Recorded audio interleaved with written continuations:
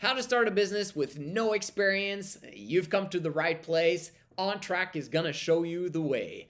Let's get right into it. Number one is know thyself. Knowing thyself, like Socrates said, is the key to everything in life, actually. Entrepreneurship helps you to speed up that process of understanding yourself. And the key here then, before you start a business, is understanding who you are, what your skill sets are, what your likes and dislikes are, what your personality traits are, because once you start a business, you will either enjoy the process or you will not enjoy the process. You want to be working on a project or a business where there is some probability that you will enjoy it to the point where you will continue it.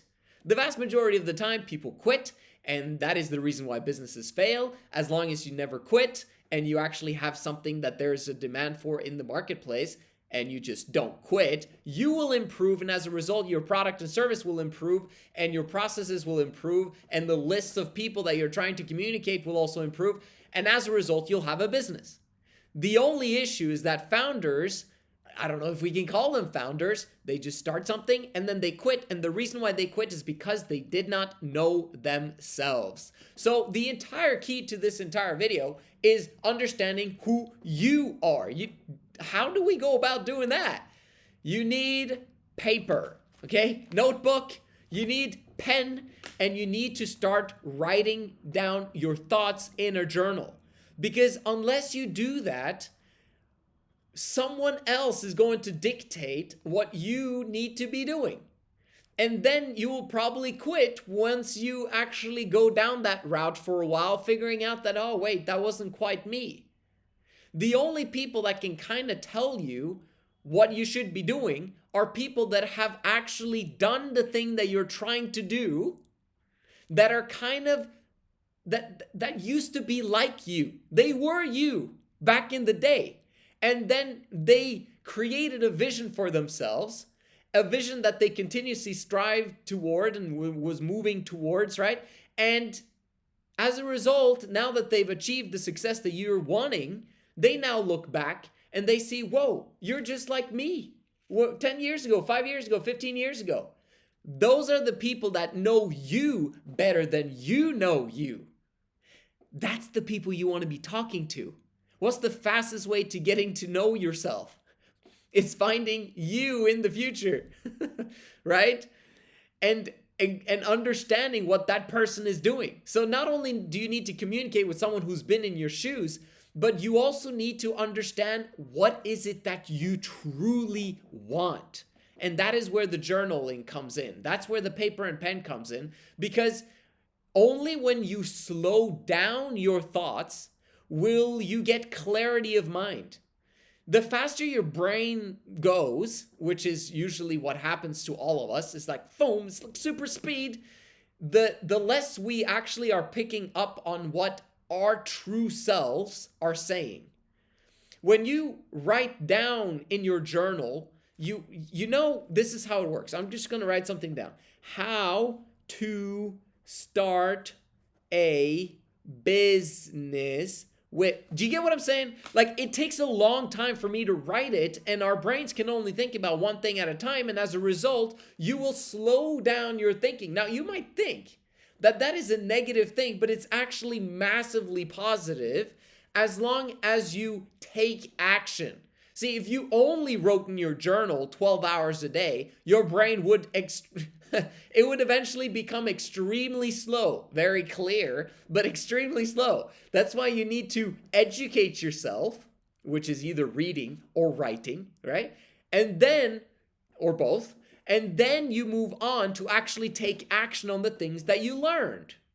So the journal writing will help you with that process massively, and most people don't do it. And guess what? Most people are not successful and basically live lives of quiet desperation, like Ralph Waldo Emerson said. So, now that we know this, how do you start the actual business? Because you got to start something. Well, what I've written here is you need a list. You need a list of potential people that you could serve. Now, In my last video, I explained that you need to know your target market very well. This is very often why your mess becomes your message is so popular, because your mess means that your past self, okay, you are already successful in having solved some things in your life. It's kind of cool to think about, but you are the person that I just described in the beginning of this video, someone who's actually achieved something that someone else has not yet achieved. You can actually go to them and then tell them how to solve that problem. The cool part is that rich people very often are skilled in some things in life, but they're extremely non-skilled in other aspects of life, in things that they want to become skilled at. That's a fantastic target market because they got the money, but they're extremely unskilled in it. And you might be poor and you are extremely skilled in the thing that they want to get good at. As a result, you have a perfect opportunity for a value exchange here where they receive of your time and mastery and you receive of their money. It's so simple. This is how business works. You need to find people that have money, but that are in a situation where they want to develop something in their lives that is a pain point for them. And they want to solve that problem, and you can help them. And you need a massively huge list of potentials that are like that. And until you find out who that person is, you just need to talk to hundreds upon thousands of people until you find out what their commonalities are. What are the common denominators amongst all the people that actually were a fit to my product? And then your brain goes, well, it was this thing and this thing and this thing. And as a result, that's the person I'm looking for. So me personally, I'm building the ONTRACC business. What am I looking for? I'm looking for young people between the age of 18 and 30 because they went through the same experience that I went through. People in first world countries, now third world countries are willing to, you're free to apply, but the thing is that I can't really help you because you don't have anything to exchange with me except for your time. So maybe I can share with you some skill sets or have someone else manage you while you're developing your skill set and have some form of value exchange that way and you working for us.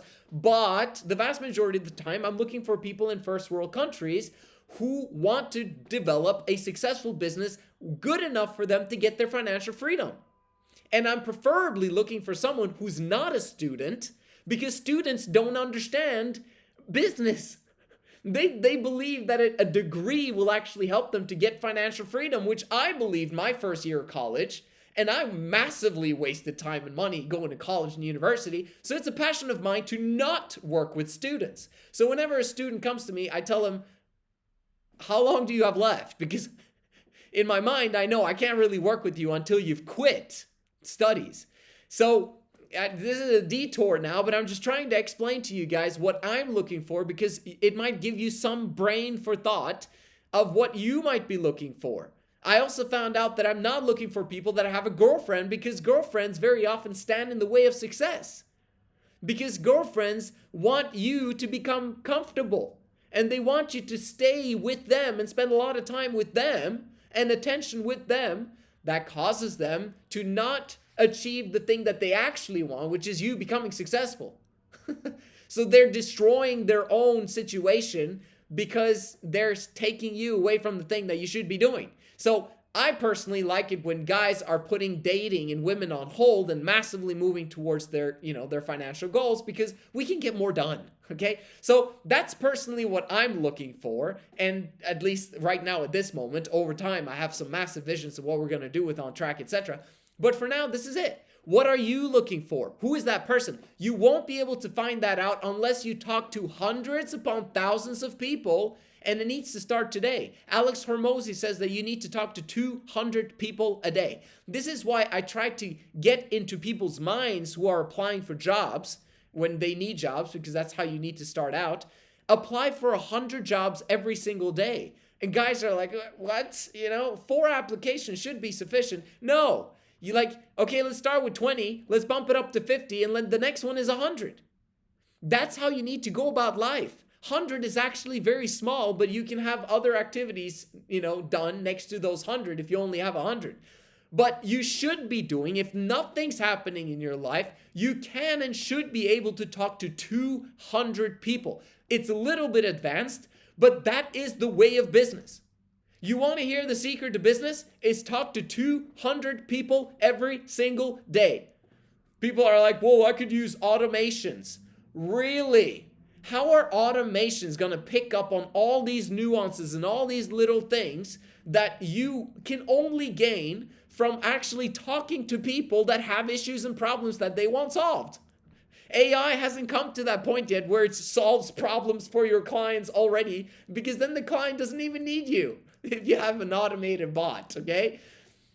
So hopefully you understand how this works. It's quite simple, but at the same time, it's not common sense. Sales. You need to get good at sales. An automation bot won't do that for you. I'm talking about that because there's so many people that are trying to avoid doing the 200 DMs or 200 cold calls or 200 knocking on doors every single day that they should be doing. But that's the way of success. That's what toughens you up. That's what hardens you. That's the pain that, causes weakness to leave your body. That's what we have to go through. So, and once you now are talking to your target market, what is the end all, the key here? Well, remember, you have no experience. That's the title of this video. How do you gain experience the fastest way possible? You need to gain some, right? And how do you gain some if people feel you don't have experience in the product and service that you're selling? Why should they pay you money if you have no experience? There's no value there. So there shouldn't, it's a win-lose where you are the winner and they're the losers, which means that there's going to be a lose-lose. That's a lose-lose. If it's not a win-win, it's a lose-lose. It's always going to be like that because your reputation is tarnished as a result. There's tons of people who are like, I will never buy from them again, and I'll recommend anyone that ever asked me about it to not buy that product. There are certain things in my life that are like that. And you probably know about some things like that as well. So the key here will always be, for the rest of your life, for someone who is inexperienced in business, is to work for free. Find someone who you can get a win-win situation with and work for free for them to just at least gain experience. Because if you're gaining experience, the next person you're talking to now that actually has the problem that you are designed to solve, you'll know how to solve it. And you'll know it better than them, and they probably will have money. And at that time, you're ready, and now you can give them your price because you no longer have capacity and time to solve everyone's problems, because everyone knows that you now have experience. Or at least that should be happening if you're actually good at what you do. So that's the end of the video. Simply put, recap, know thyself, talk to a lot of people, and offer your services for free until you have no time left to serve people for free. That's what I want to share with you guys. See you guys in the next one.